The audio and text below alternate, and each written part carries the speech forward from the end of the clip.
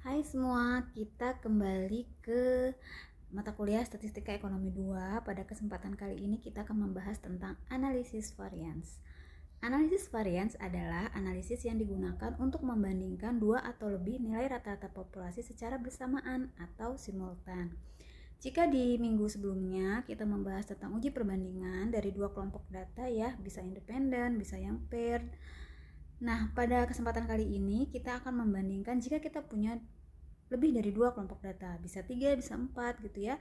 Kalau kita ingin menguji perbedaannya secara simultan atau secara bersama-sama, maka kita menggunakan analisis varians. Di sini ada contoh, misalnya ada perusahaan pengembang yang ingin mendirikan sebuah mall.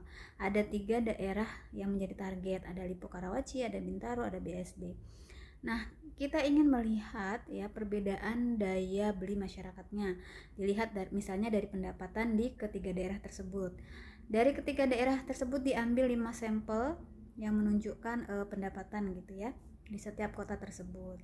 Nah, dari ketiga daerah ini kita akan menguji varians, apakah ada perbedaan rata-rata pendapatan di antara ketiga daerah ini ya. Tingkat signifikasi yang kita gunakan adalah 5%. Baik, seperti biasa uji hipotesis teman-teman ya, langkah-langkahnya seperti biasa ada kita tentukan dulu hipotesisnya, kemudian taraf signifikansi 5%. Nah, ini kita menggunakan nanti uji F. Ya, baik, hipotesisnya seperti apa? Hipotesisnya ada hipotesis 0 dan hipotesis alternatif seperti biasa ya, H0, H1. Untuk H0, nah selalu menggunakan tanda sama dengan, berarti rata-rata di daerah 1 sama dengan rata-rata di daerah 2, sama dengan rata-rata pendapatan di daerah 3 ya. Jadi tidak ada perbedaan rata-rata pendapatan di ketiga kota tersebut, atau bisa kita bilang sama gitu ya. Kemudian H1-nya kita pakai lambang tanda tidak sama dengan, artinya ada perbedaan rata-rata pendapatan di ketiga kota tersebut. Terus kemudian taraf signifikansi 5% kita gunakan tabel F. Nah, tabel F ini mungkin ini baru pertama kali ya. Kita kemarin mengenal tabel T, sekarang kita akan berkenalan dengan tabel F.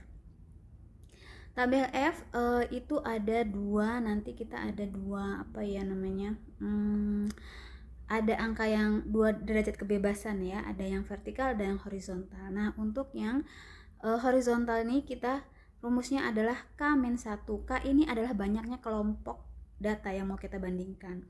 Karena tadi ada 3 daerah ya, berarti 3 dikurangi 1 yaitu 2. Kemudian N-K, N itu banyaknya data. Karena tadi ada 5 sampel di setiap daerah, berarti ada 15 ya. 15 dikurangi 3, maka hasilnya adalah 12. Jadi derajat kebebasan untuk tabel F-nya adalah 2,12. Nanti kita coba cek ya.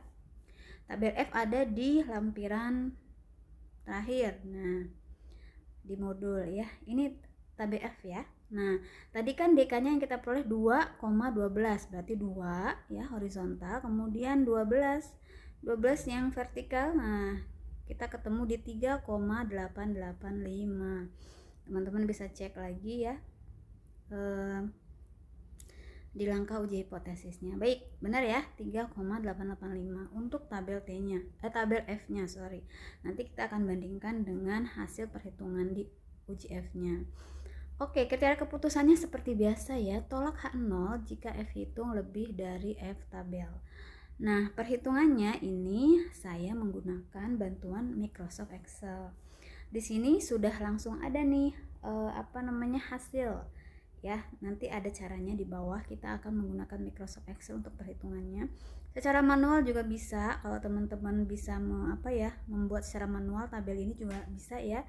Jadi setiap kelompok di summary, kemudian di mean ya rata-rata, kemudian cari variansnya, nanti di SS itu sum of square-nya dikuadratkan, kemudian nanti ada DF-nya, ada MS-nya. MS itu adalah dari hasil SS between group ini dibagi dengan 24, nanti hasilnya di sini. Seperti itu ya.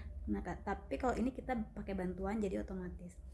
Nah, yang kita peroleh adalah nilai F ini loh ya.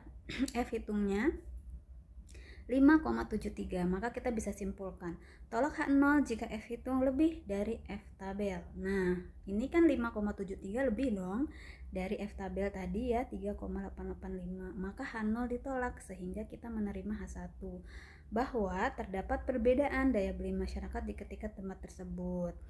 Nah, hal ini bisa menjadi pertimbangan ya pihak pengembang mall untuk memilih ketiga tempat tersebut.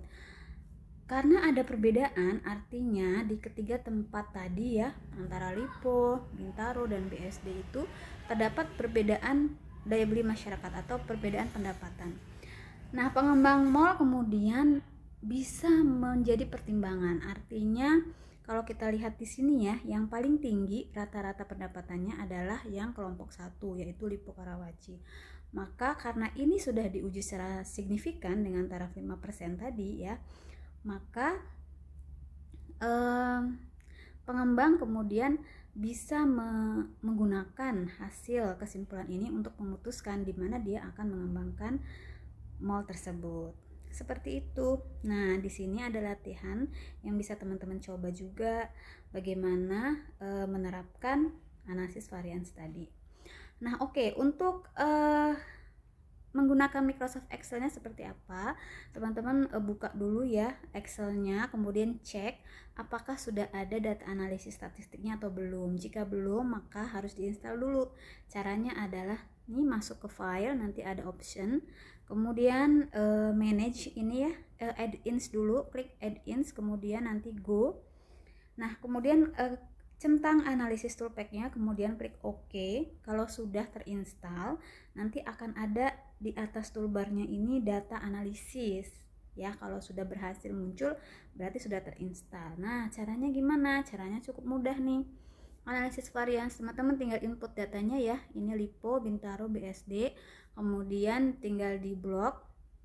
Nanti klik analisis tadi ya, data analisis tadi.